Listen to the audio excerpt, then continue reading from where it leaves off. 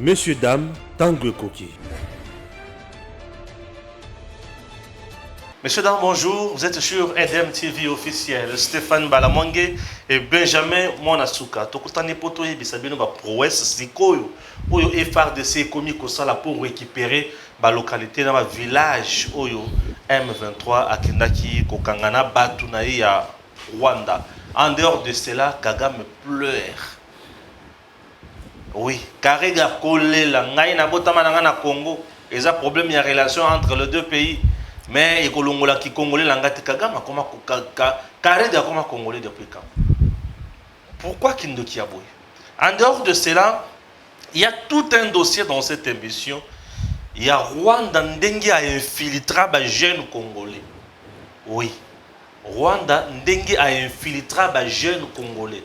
Je vais lire dans cette émission Makambo Belé pour comprendre tout un dossier à Rwanda Ndengi a infiltré les jeunes congolais.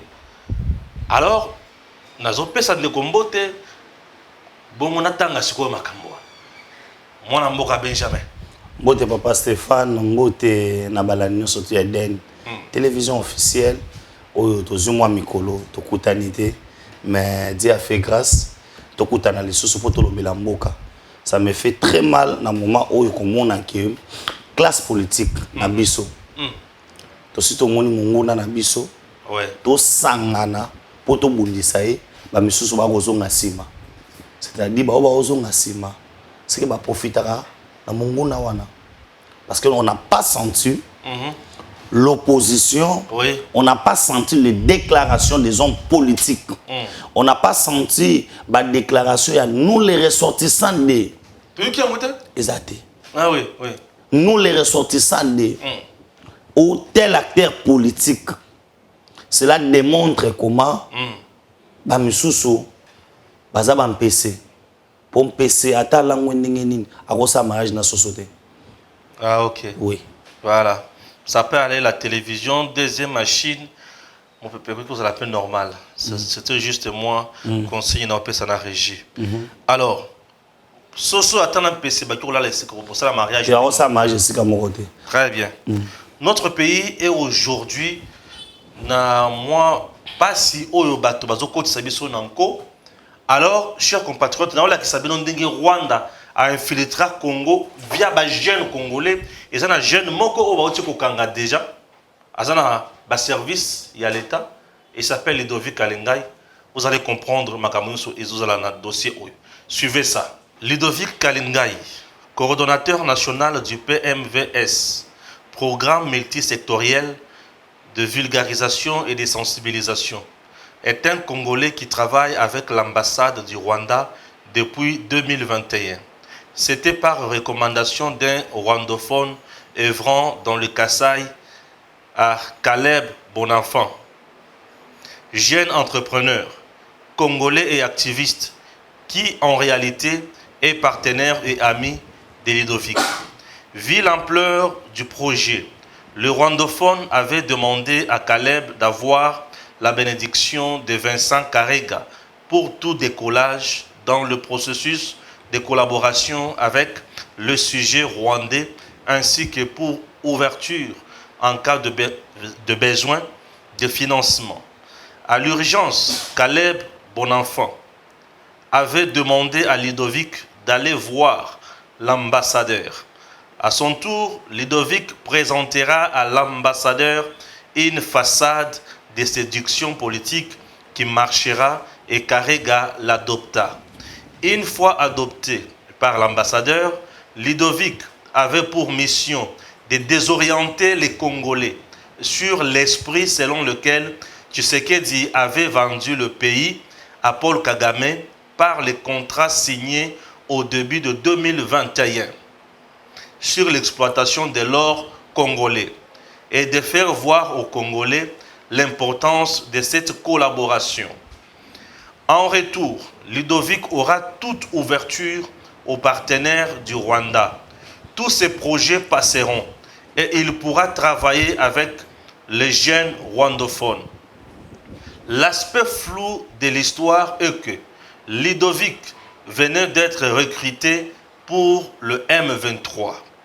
il était devenu un membre de M23 et son rôle était de communiquer en faveur de ces mouvements et du Rwanda.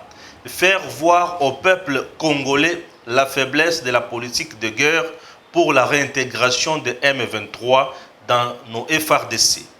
Il était devenu le plus proche de Willy Ngoma, qui lui envoyait tous les documents nécessaires quant à la communication contre le gouvernement congolais et les FARDC. Alors, arrivé à un moment, Ludovic devait faire Goma et Kigali par une organisation allemande travaillant avec le Rwanda sous le parrainage de Vincent Karega. C'est là où Ludovic a été présenté au chef de M23 et a reçu sa vraie mission sur l'intégration. Il devient un informateur important de M23 et un pion de communication stratégique sur la promotion de la paix et de cohabitation pacifique entre les deux peuples en réintégrant le M23. Pour son dernier voyage, Ludovic a quitté Kinshasa le jeudi. Pour Goma, il devait rejoindre un Rwandais pour une nouvelle mission. Mais il fallait qu'ils aillent ensemble à Gisenyi pour des orientations précises. C'est ainsi qu'il a été intercepté par nos services de renseignement. Chers compatriotes, point ya liboso. Deuxième point, pour vous comprendre Ludovic Lisusu, na mission na ye ou yabandaki kosala na Congo, j'ai lu encore ces tweets. J'ai à peu près 16 tweets que j'ai répertoriés, Benjamin. 16 tweets, on a répertorié. On a dit déjà ndenge azokende. Nazolanda. Oyoka ndenge Rwanda infiltra Congo na ba jeunes congolais pour babanda ko désorienter batu na ba Facebook, ba réseaux sociaux presque partout. Yoka tweet ya liboso ya Ludovic. Ludovic Alingai, là il réagit par rapport à l'expulsion il y a Karega. Ludovic dit quoi? Tweet yangwana batu ba otala, voilà. L'expulsion de mon frère Vincent Karega ne va jamais empêcher la continuité des revendications du M23. Un Congolais peut dire ça. Bah, tu vas comprendre déjà. C'est ça. Photo Yangwana Ludovic Kalinga, il est ambassadeur Karega. Deuxième tweet. Là, nous sommes dimanche. Bon, ça, il dit quoi? Bon dimanche à tous et paix au peuple africain partout où il se trouve. Yewana Ludovic. Troisième tweet. C'est toujours l'expulsion. Ah, ça l'erreur. Yoka Lisusu. Le 16 février 2021, nous avions déjà vu ce qui arriverait. Nous avons proposé des stratégies pour la stabilité de la sécurité à l'est du pays. Mais personne ne nous a cru. Voilà aujourd'hui. Il y a une chose qui m'a encore motivé à soutenir les rwandophones congolais. Moi-même, je suis considéré comme rwandais. Et partout, je suis congolais. Et pourtant, je suis congolais. C'est par là que j'ai compris qu'il y a beaucoup de menteurs. J'ai vu la preuve du grand mensonge de certains politiciens. Il y a des bazombo congolais, oui. Il y a des rwandophones congolais, non. C'est anormal. Voilà la preuve de la discrimination. Tout cela, c'est à cause d'une morphologie. À chaque fois que je me mets à leur place, je verse des torrents de larmes. Courage à vous, ça doit cesser. Voilà la carte linguistique du Congo. Il y a deux peuples de langue camerounaise et soudanaise. Je ne sais pas pourquoi on s'acharne sur les rwandophones. Il y a de nombreux exemples de plusieurs peuples. En plus, la frontière camerounaise n'est pas collée à celle de la RDC. Wana azo continue na makamunaye. Un jeune accusé d'être de nationalité étrangère dans son pays. Un jeune dont sa famille se retrouve réfugiée en ayant tout perdu, vache, habitation, n'a qu'un seul objectif, rentrer chez lui. Sur ce, il utilisera tous les moyens possibles pour y retourner. Dialoguons. Wana siko yazo beta siko je yanani. alebi dialogue alebi les sous yok a ce qu'on est le somme l'acceptation ou la demande du dialogue n'est pas une faiblesse, tandis que le refus du dialogue relève de l'orgueil, comme RDC Azoboy, relève de l'orgueil. L'orgueil relève du ego. L'ego relève de la faiblesse de l'esprit. Et cette faiblesse n'apportera jamais le développement en RDC. Toutes nos actions relèvent du mental. Si vous suivez la vidéo de Ludovic. Bunagana n'est pas occupé par le Rwanda, Bunagana est occupé par des Congolais révolutionnaires. Les M23 sont des rwandophones congolais. Vous devrez vous rappeler que les rwandophones sont un groupement culturel et historique parlant juste la langue le Kinyarwanda. Vous devez vous rappeler que ce sont ceux-là qui sont originaires de l'espace qui appartenait au royaume Rwanda à l'époque. La partie Rutshuru Masisi qui appartenait au royaume Rwanda avant le conflit frontalier. Après 1910, la partie Rutshuru Masisi qui appartenait au royaume Rwanda appartient maintenant à la RDC. Et la partie Gisenyi qui appartenait à la RDC appartient maintenant au Rwanda. C'est une question de causalité historique. Les documentations sont là. Nous devons lire et nous devons promouvoir la paix. Nous invitons les populations à lire ainsi qu'à promouvoir la paix entre nos communautés. Ce n'est pas tout.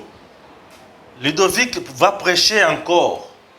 Botala le mustala ba Rwandais na Congo, ndenge ba jeu ba Congolais. Suivez encore cette vidéo. Biso moko tosala ba effort. Yango na compte ya ONG na biso PMVS et c'est là que non na ya liboso na bino ba maman ba papa ba jeune tout ça la sensibilisation de proximité pour tout senga la paix à l'est. La paix, non la guerre, non la haine, non na ba message de discrimination, na message de haine. Je vous informe que les lots, ils ont des réfugiés congolais. C'est une affaire, il y a plus de 1300 à niveau à Rwanda au moyen bazonga ezali. Et ça là qui prépare RDC, Rwanda, na HCR, tout va être rapatrié, va rapatrier. La minute où ONG pour financer réfugiés, $3 le mois. Alors, ils allaient avoir parmi les revendications, il y a M23 pour atteindre la Boutade. Mais puis son message dans la biso, ils allaient lancer, la bino la jeune, dans le gouvernement congolais, la biso, ils allaient tous à biso moko na bomoko, tous à la unité, tous à la paix. Parce que oyo, bazaye na bunagana, bazaye bande na biso congolais, congolais, tutsi congolais, bazaye wana. Mais ceux qui ont un message de haine, un message à Makati ya guerre, bango ba occupé par la bunagana avec les armes. Mais biso awa vous avez la possibilité de créer fraternité, na unité. Yango lelo ezala message ya liboso parce que après il y aura activité sur la sensibilisation autre de ça de manière que kimia ezala lelo chômage ezali lelo ba koluna bazali ici kana ba quoi ebele ba tebele ba se révolter par rapport à pasi par rapport à chômage par rapport à kozanga golia par rapport à kimia or que soki biso na gouvernement congolais na biso tout qui ko sangana ko tozala ensemble pour régler le problème ya paix qui n'est que ce jeune sera transféré à Kinshasa lelo. Ouais, azoya lelo na Kinshasa va transférer à Apo et Sengeli à Samba. Voilà comment le Rwanda a infiltré Congo na ba structure moko ya Lokuta, soit disant qu'ils ont été à Makambo, en réalité, il est là pour la cause du Rwanda en RDC, mais Kassayan de peur et de mer, et ça dérange Makambo. Nous devons bien voir la structure où nous sommes en Bokanabiso, nous sommes en coopérer. Benjamin Mwanasuka, dans le bimingi yaya, merci beaucoup. Moi pesa kanda, moi zo pesa kolela. Le roi Bisso, tout le temps dans la Bible, les gens auront pour ennemis les gens de leur propre famille. Ouais. Le Congo trahi par les Congolais. Voilà. Et voilà.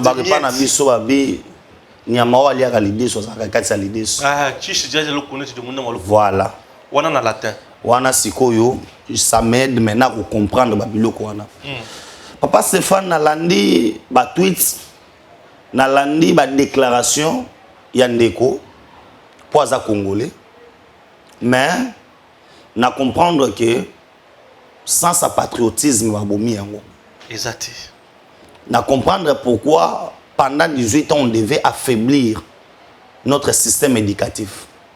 lelo mwana oyo so toni a décrire yo couleur à bleu na drapeau na biso lingolo bani mwana yebité couleur à jaune a yebité couleur à rouge ezo signifier nini au mwana yebité yango mwana wana pona bundela tam sous drapeau ya mboka na biso ba na bundela drapeau ezani ba ke nango mais un américain il est prêt à mourir pona drapeau ya mboka na bango ça eza preuve ya kolakisa comment ba sombi moral na biso ba sombi ba congolais na ça c'est un congolais qui défend les Rwandais. Oui. Le Rwandais, quand il est en train de défendre que aujourd'hui il y a des tueries, oh les toutes et tout consort. Est-ce que monsieur Lidovic Kalingai, il sait qu'il y a plus de 6 millions de morts au Congo depuis que c'est confié bandit imposé injustement dans le Congolais? Pourquoi il n'a pas défendu la République démocratique du Congo? Pourquoi? Parce que à autant l'intérêt ne faisait pas le Rwandais. Et à autant le Congo il y a Vincent Tarega. Tarega va bengani na Congo. Il s'est dit que na botama awa. Na lolenge muswa linga lobe, wana droit bengana ngati. Voilà. Na lolenge muswa linga lobe, bon mata bokita. Congo wana to kabula ngona bino.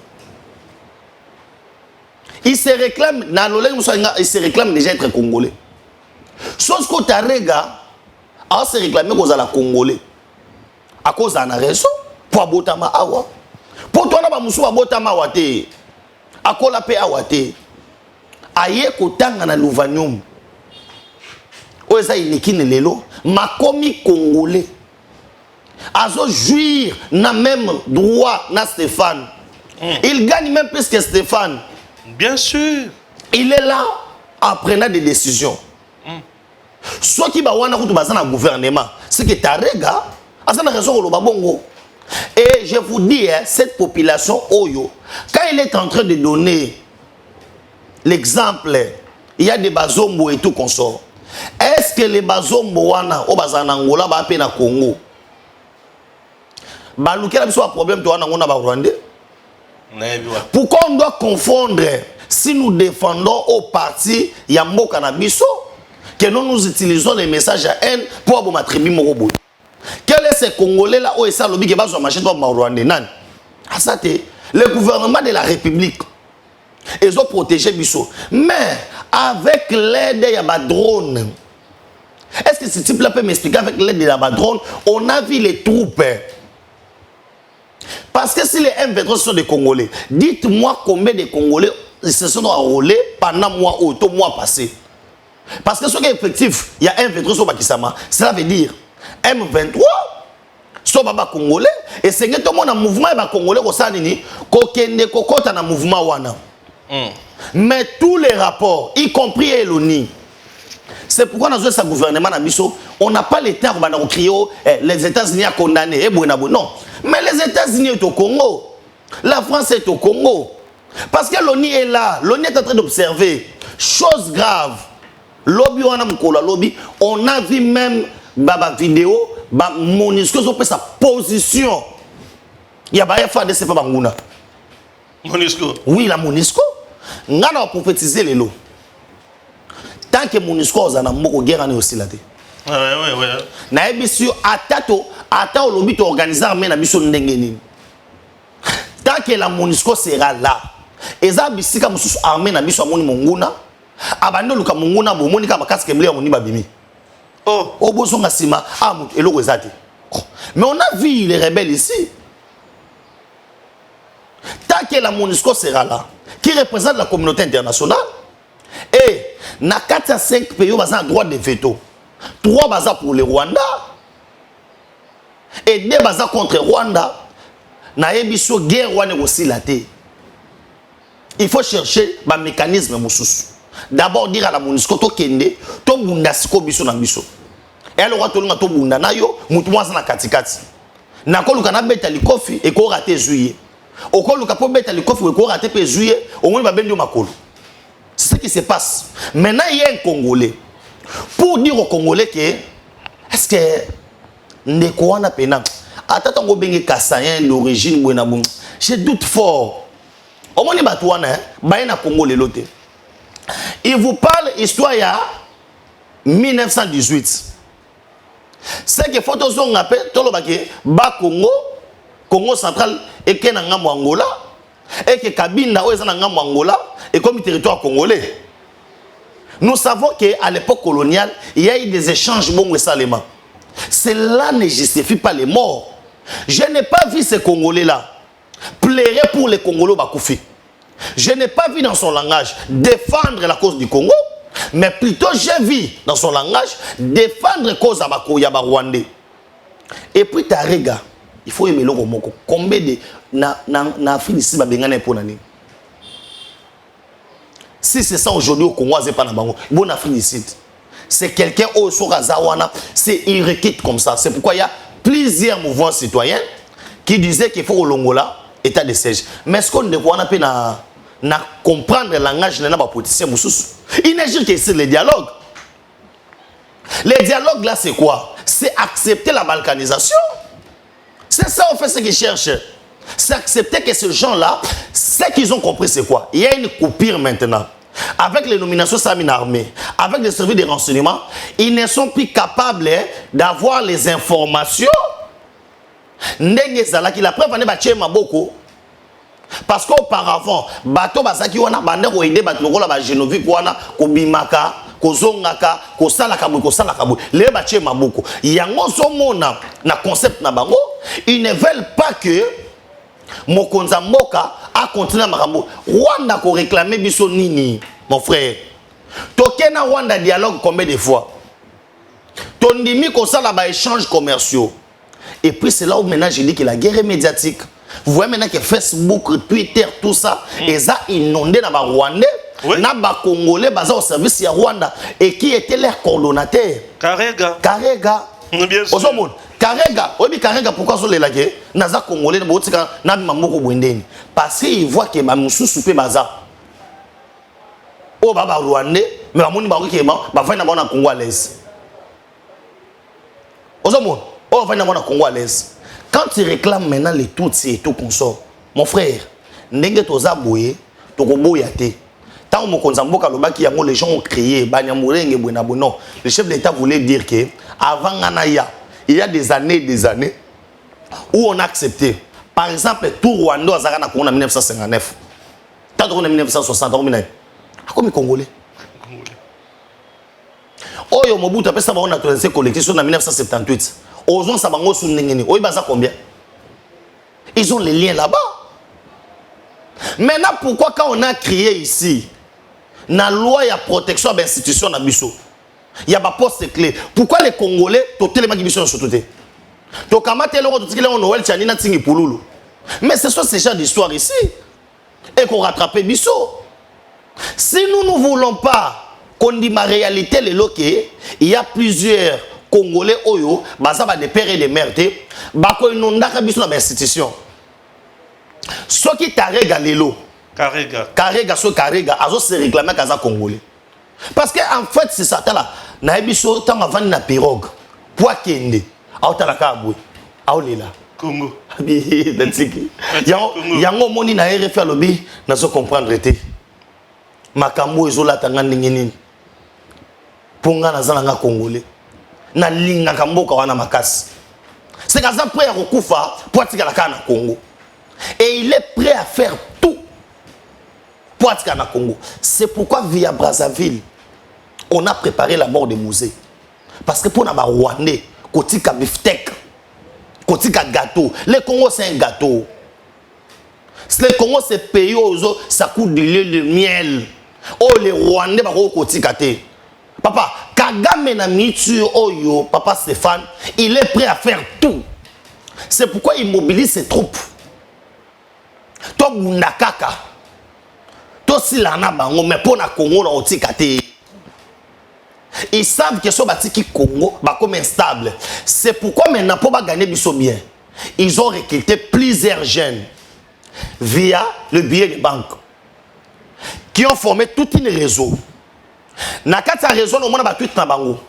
Ba kritikara FARDC. Ba la sa faiblesse à gouvernement. Balinga comme ça Fati, c'est comme s'il a signé des accords nuptiales avec Kagame pour que l'infiltration rwandaise est quota. Or, si Fati avait signé ça, comment on peut rappeler l'ambassadeur du Rwanda? Pourquoi le Rwanda est en difficulté par rapport pendant 18 ans? A publié l'accord au signé Fati. Non, ils doivent faire voir à l'opinion comme ça. C'est pourquoi on a une vidéo tout ça, c'est le réseau des Congolais payés par le Rwanda. Et ces gens-là, c'est eux qui prélèvent les informations. Il y a quelques personnes à Kigali.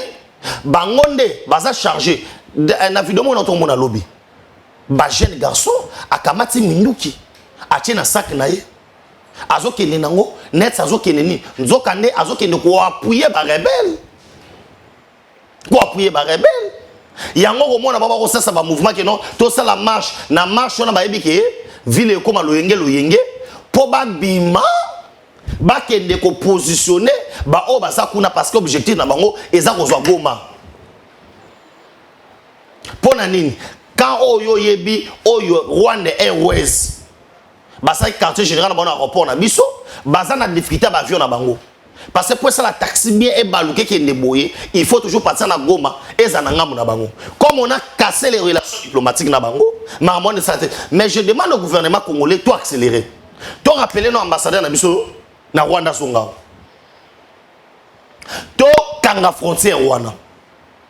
Il est grand terre où sa communauté internationale qui est Toyebi plan na bango. Le plan est là. Ces garçons-là a tout dit.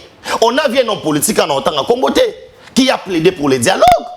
Après qu'on tamboula, na bisika oyo, tebi ke ba rebelle bazali. Ba kota raté.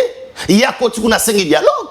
Ce qu'on l'a dit de quoi bien, il veut dire que on nous impose ce dialogue. Olinga te, il faut ton di schéma dialogue. Parce que ce ton di schéma dialogue te alternative monsieur Zate. Or, nous savons bien le schéma du dialogue.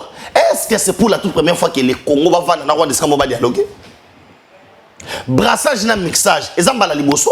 Non, il y a eu brassage et mixage. Je le répète nuit et jour.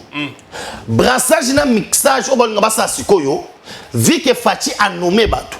Le Rwanda n'a plus possession du Congo. Bah information belezo échappé. Il y a un moment bandeko bakanga milelo. Parce que bah information belezo échappé. Nathan Kabila ndeko boy moi bakanga ezate. Et puis nous avons vu, on a publié que John Numbi Zakuna Naba Ebel. Bien sûr. John Numbi Zakuna. Sokomoni vitesse oyo. Ba rebelle ba kangi ba territoire bazana ngowana. Ça démontre complicité. Ça démontre infiltration. On doit passer à la vitesse supérieure. Il faut qu'on la qui s'abatouke. Vaut mieux Kabila que Tshisekedi. C'est ça l'objectif. Et nous Congolais, il faut tous être vigilants. Parce que Bitumba est comme une katanda kuna biso. To bundesuna munguna te to bundana Congolais. O azo Twitter na Congolais. Asuki na ko Twitter te. C'est dans la sensibilisation na bato. Na makambo gizo benga évangélisation porte par porte. Talent niveau Rwanda zo tungisa. Benga parmi ba piliers au efficace évangélisation en Rwanda. Porte par porte. Parce que porte par porte place Moroté au Tika. Il est en train d'apaiser la population. Dire à la population que vous pouvez tout laisser. Or, Papa Simo Kimbango loba Lubumbanti to bate la moka. Nzambazo yebisa na bana Israël babunda pona mabele. Bien sûr. Babunda pona mabele. Kolo likolo na se. Moto asalanga na yo asenga na Israël to bunda pona mabele. Quand dans la contemple na hymne national tobi, nous préparerons ton sol et nous assurerons ta grandeur. On va assurer cette grandeur comment? En défendant autre bengi, même 1 centimètre, même 1 kilomètre, il y a territoire en Abisso, on ne peut pas laisser ça. Le Congo n'est pas à vendre. Voilà. Et le Congo n'est pas négocié. On va négocier avec quelqu'un qui n'est pas congolais. Ou une partie des Congolais qui sont corrompus vont nous pousser à dialoguer. C'est pourquoi la classe politique a gagné mon encore. Est-ce qu'à ce moment ici, quels sont les messages de solidarité? Oyo Martin Fayoul, Joseph Kabila, Moïse Katumbi, Vital Kamerhe, j'en passe, to Franck Diongo, Basali na FRDC. Parce que si le Congo aujourd'hui, nous perdons une partie, il y a mon cannabis. Si Fayoulou devient président, si Diongo devient président, si Katumbi devient président, et Kozali une partie de moins, dans quel pays on a attaqué, on a agressé, on a violé Bisso, et puis les gens crient que FRDC au Koukate. Non, les FRDC maintenant évitent d'attaquer Makassi parce que entre le M23 et les FRDC, au milieu de la population. Et maintenant, il faut tuer la population. Est-ce qu'on doit tuer la population? M23. Cela veut dire quoi? Le nouveau commandant qui est nommé, Christa Chiwewe, on doit chercher des stratégies afin d'éviter. Parce que si on est Congolais, est-ce que je peux tuer le Congolais? On déplace ici, Benjamin Pema Mouké. On a que plus de macanes, c'est la bémissi. Mais quand on a défendre la folie des grandeurs. Folie la ngawane za yake bozu parti ya ba soda bazakuna pona M23 na ba Rwanda bozu parti mususu ya ba soda bokotise ba mona vu na Rwanda baketi la village donc bakoti baza la frontière ya Rwanda to kota Rwanda mando ki bu bakoti bakangi na kati ya Rwanda na population ba vandi ba sali ki je na ba mona mando ki tabo Kagame aura du mal à kobeta masasi plus que population na pia kufa Kagame azana kati ya komona ondre kolia biso na ba pion puisque azana ngambo na biso. Ozomona. Mais comme chez lui population ça va concentrer. Ce qui to côté lié pas naie. Kagame aura du mal. Na kende kuna to na ya koto. Tu sais pourquoi on ne réussit pas ce système là? Kagame l'avait dit. Alobana moko discours sensible à généraux na yalobi boy. Les Rwandais c'est un petit pays. Nous n'avons pas la place pour faire la guerre. Oui, nous n'avons pas vocation. Il y a comme ça la guerre et pas na biso. Bazarana vocation et on sait la guerre na mboka bato mususu. C'est ça même l'idéologie des États-Unis. États-Unis ça la guerre et pas na été. États-Unis non ça la guerre et pas bato mususu. Des jours ça tout qui ba koto. Mais ça ne peut pas marcher pourquoi? Il y a la MONUSCO. À côté de Melabiso, c'est la MONUSCO qui donne position. Cette stratégie ne peut pas réussir parce que la MONUSCO donne. Tala, tozo bunda biso mo côté. Tozo bunda na Rwanda yé mo côté. Yango ba tozo ba keno facha so côté. Non, nous combattons maintenant avec le Rwanda et la communauté internationale. Parce que cette communauté, bayo qui sonité, ils nous ont dit clairement que biso to empêcher M23 parce que M23 azana ba armes sophistiquées. Ça veut dire voilà maintenant la meilleure des solutions. Après avoir benga l'ambassadeur de Rwanda, c'est demander clairement à cette communauté internationale qui quitte la République démocratique du Congo. Parce qu'ils sont là. Nous avons vu dans l'image, image nous avons ba photo to anango. Comment on a que Laurent Kunda Batoire yazo sala dessin à carte RDC. Avec les multinationaux, ils sont en train de puiser les minéraux na biso. Vous pensez que on doit exploiter ces choses dans cela. Mais le problème maintenant c'est quoi? C'est les Congolais. Parce que cette communauté internationale observe. Ils disent que non, nous condamnons. Mais ils ne passent pas à l'action. L'action, cela veut dire qu'on doit sanctionner. Cela veut dire l'action diplomatique avec le Rwanda et aussi ma société. Il faut qu'il fasse à la guerre. Mais face à la guerre, il faut qu'il y ait un spécialiste à la guerre. Comme étant un général, Christa Chiwewe, balouka stratégie. Papa Stéphane, c'est bien beau sa stratégie dans la caméra. Mais j'évite aussi sa stratégie. Et cause de la stratégie, n'est acceptable pas Christa Chiwewe. Tala le Congolais roi bandokyo. Soit yoki atala l'année d'Enboui. Stéphane il informe directement Rwanda. Nous avons des difficultés. Toi, Rwanda, Congo, Swahili. Ils nous ont infiltrés. Or, nous, on devait aussi anticiper les événements. On devait aussi infiltrer les Rwandais. Tu as dit que non, Nani, Congolais, moi, Mouké Touba, mais Azol Bakinia, on a Rwanda. Après Kuna. Mais les Rwandais ont déjà anticipé. Ça veut dire au moins dans le cabinet place aux alliés, au moins dans le ministère, au moins dans la place où l'armée, dans la place où les Rwandais sont partout. Et le régime, il y a 18 ans, et récit quoi ça bango partout. On a enrôlé même les Congolais. Robert Wazaki na église a wana Gombe. Pas ça va au sens ça va ça bango idéologie. Nana ngoye bien woté. Biso to tani à l'époque il y a Kabila. Tous les présidents étudiants. Solingo comme président coordination étudiant faut à Est. En réalité c'était pas les gens de l'Est, c'était les Rwandais. Oh il fallait comprendre le moral à ma Congolais. Et toute cette histoire ici, les gens pensent que l'infiltration rwandaise fait ça on a 5 ans. Tout ça on a 50 ans. Il y a beaucoup à faire. Mais ce que nous nous demandons maintenant, c'est la solidarité. Donner les informations. Au moins, il y a comment on va un sens à prêcher. Moi, je n'encourage pas la violence. Nous devons prêcher que non, Rwanda a un problème. Théomoni, Mabelewana, depuis 1960, Tozaki Wanobi, non. Si baza bande ko na biso na Congo toza na ba tribu qui 200 combien yo so yo ka tribu mo ko lobi ke toza tribu za majorité ezani non qui sko ezani minorité ezani biso de ba moment minoritaire té de ba moment majoritaire té to bi ka toza ba congolais point barre oko esanga lelo ba zombo ba na Congo baza majoritaire baza minoritaire ba suku ba pende ba chwa baza combien? Tu es biloko wana te. Ba biloko te ba outu basake belé ba eza biloko ya Rwanda biso te ba makambo wana te. Et les Bantous nous sommes un peuple doux, hospitalier, on sait accueillir les gens.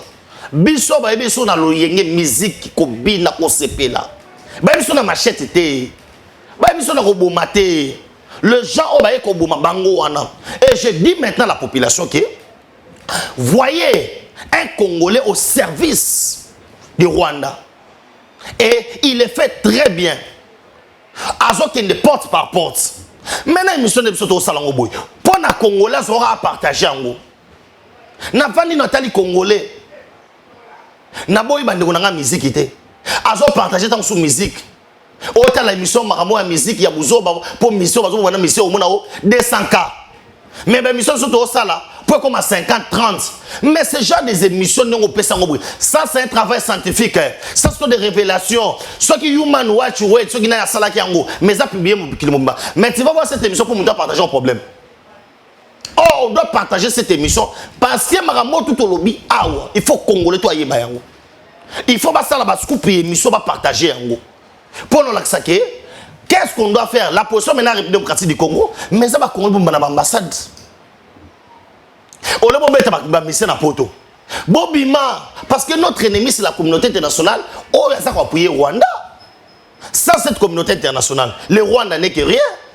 Pourquoi la communauté internationale? Oh, il va sanctionner par ici, plus de 60 sanctions. Mais Rwanda, 0 sanction Tililo. Malgré toutes les preuves.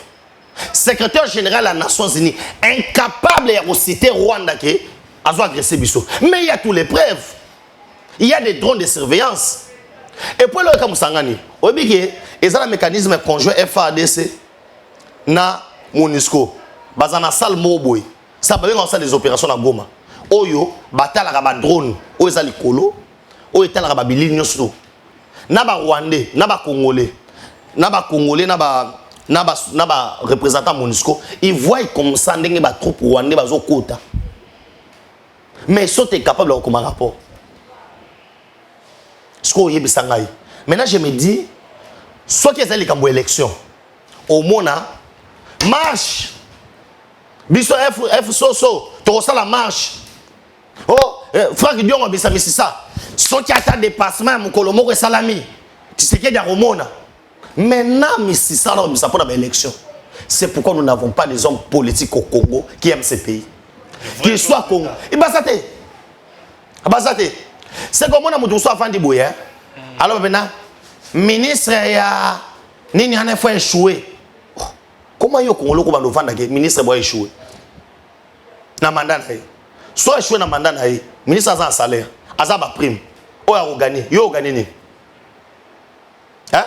Est-ce que l'affaire il y a sécurité à Mboka na biso? Ils ont relevé na Fachi et Mogo. Pour nous dénoncer biloko boy.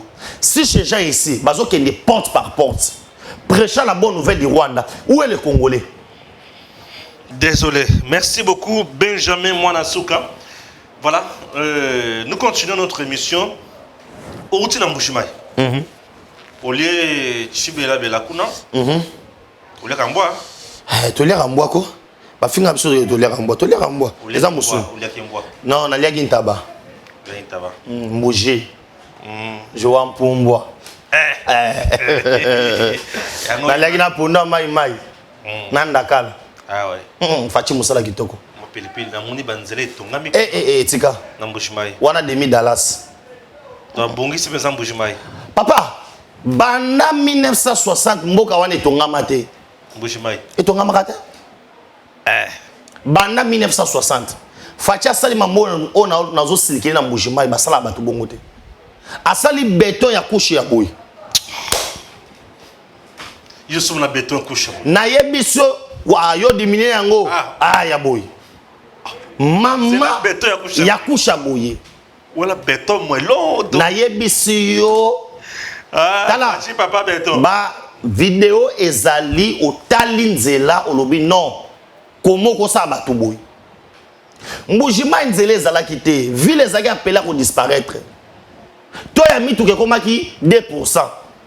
Na mitu komi 15%. Bat ba bossa na ki ndeba mataka mutuka. Ba omeka na moto. Ozo comprendre? Oui. Mais awa nazo ebisa yo mosala kitoko. Asuki wana te.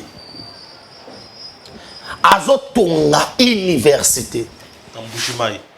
Moderne. Tala, mwana mbali muto mbodi ke menzamba pambola ye. Nzamba pambola na ken école non wana amemi Chicago na Ambouchimai. Chicago na Ambouchimai. Oui, amemi Miami, amemi New York na Ambouchimai. Bana ba otango fele mais baliaka na midi. Mais jamais. Na bi bana bazo tanga mutombodi kiembe papa nzamba pambola yo. Mais jamais. Nzamba mona yo. Bana ozoka pendana bana bazolia. Baotonda o bazobenga baoloba kuna kuja kunina. Hein? Pas possible. Na ebisio bana bazolia na récré net na poto.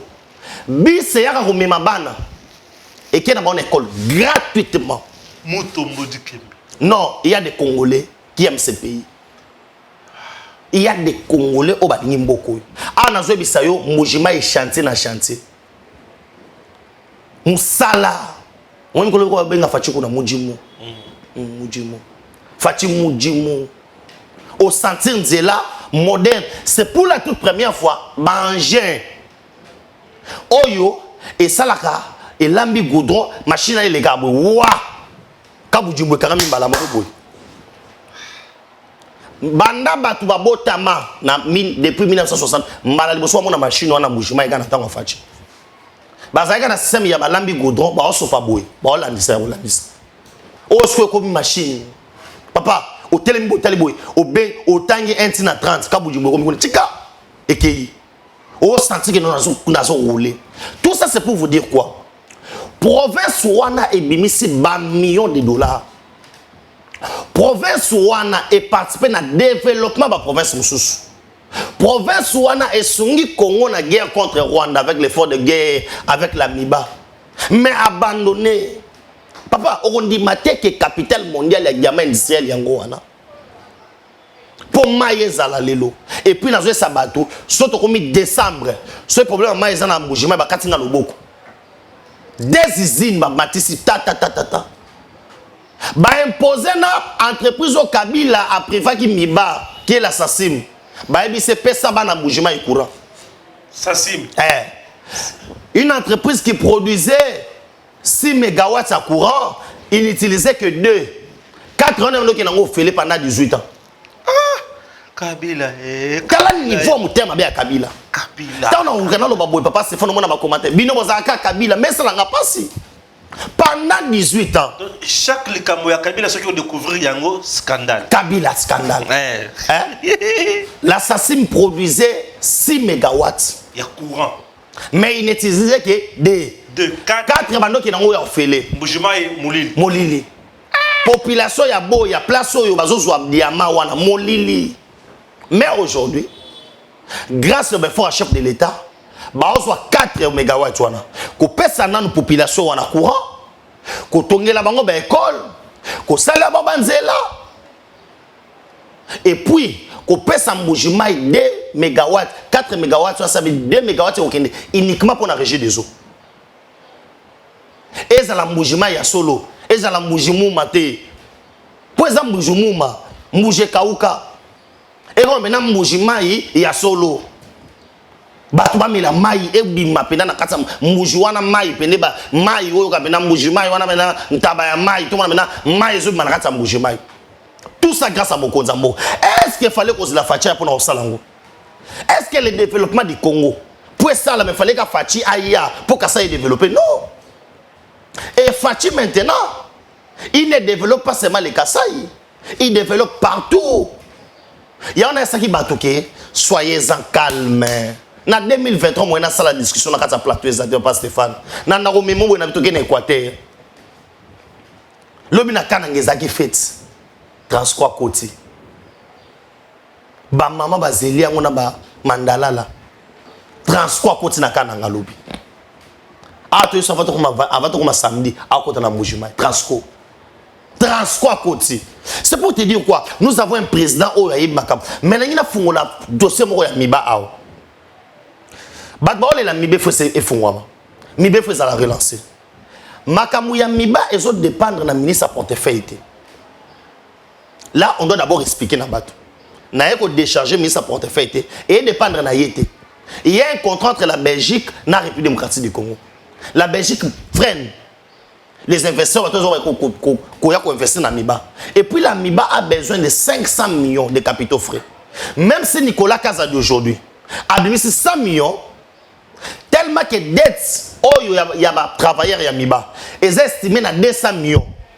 Soit il y a 100 millions, or, mi besoin de 200 millions pour nous foutre à Bakba qui est en retraite, bah requitter bah jeune, province Azo va travailler il y a 6 ans, développement et puis besoin de 200 millions moussou, il y a aussi un engin. Et les 100 millions il faut servir la sécurité, parce que c'est un site minier, la population aura toujours tendance à oyawana pour nous yiba, pour nous kota, pour nous salabou. Il faut ça bien sécuriser. Maintenant quand vous venez avec des solutions autour de Mokonza Mboka, bah, ça 100 millions, bah, ça 50 millions. Et puis on doit bien traiter avec la Belgique. Aujourd'hui, Kabila a monté à Mabé, papa Stéphane. Ça s'est produit plus ou moins 20 000 carats par mois. Si Mibeza Mibaboueni et fan de sa casse orientale, Miba ne produit qu'à 6 millions, 6 000 carats par mois. Mais une entreprise Oyo a produit 20 000 carats par mois, a travailleur. À ton école, à ton côté, à un secteur où il y a développement de la population locale. Et puis les 50% l'État qu'on leur récupère quand on attend à Faché. Nathan où il y a Kabila, tous les poche à Kabila. Après, il y a des gens Kabila, oh nani, Kabila Zonga, Kabila Salabou. Bonheur. Nani? Portez bonheur. Papa Stéphane, tu as un bonheur à faire dans la route. Na ye mo bonheur wana mo wana bonheur rezo silika ko coller na mutu wana ya na papa malheur na moi sina yekunde bim. Messieurs dames, Tanguy Koki.